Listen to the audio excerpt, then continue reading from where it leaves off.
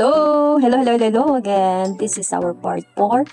So, this time, sa balcony tayo. So, nilagyan ko siya ng sarado para hindi makapasok yung aso.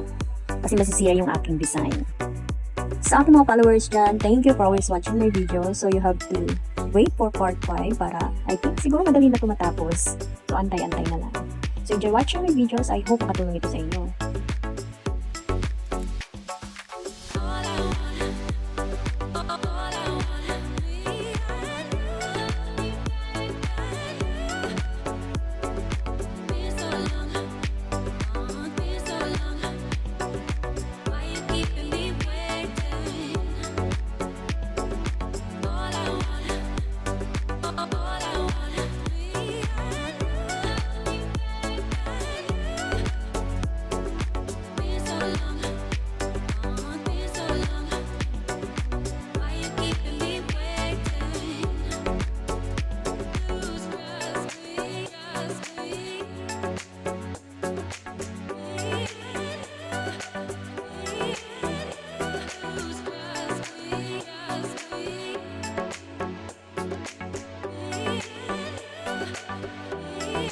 Thank you for always watching my video. Don't forget to subscribe on my YouTube channel, Annie the Jack of all trades.